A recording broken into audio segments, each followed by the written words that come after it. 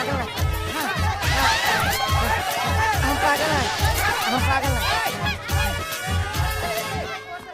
हम धर्मदेव के लड़का है।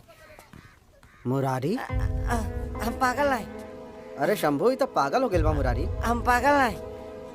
हम धर्मदेव के लड़का है। तू धर्मदेव के लड़का हुआ? अब चलो बताओ। हाँ ए धर्मदेव भैया, आओ बाहर आओ। हम पागल हैं। हम पागल हैं।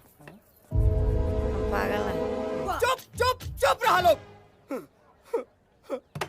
बरसों से जौन इज्जत बचाइले रानी है मालिक ऊपर ही हाथ डाल दिया ला। अरे लेकिन चुप रही। जवान इज्जत पे हम आज ले हाथ नहीं की डाल ले, ऊपर मालिक ही हाथ डाल दिया ला। अरे लेकिन हमार जवान इज्जत हम बलिया से बचा के चलल रहनी हा, तू इज्जत के खत्म कर दे। अरे लेकिन हमार बात चुप रही।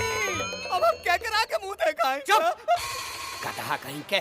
पहले तो हमरा के ही बताओ लगिन कि आखिरी हक के। अरे ये तो हर छोटका बेटा मुररिया हो।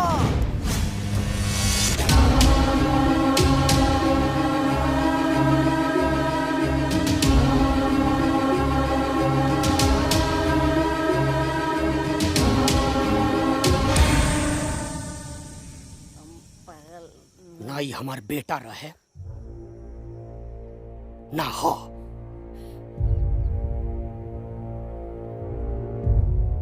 आज से 20 साल पहले ये हमरा खातिर हमेशा हमेशा के लिए मर गल रहे।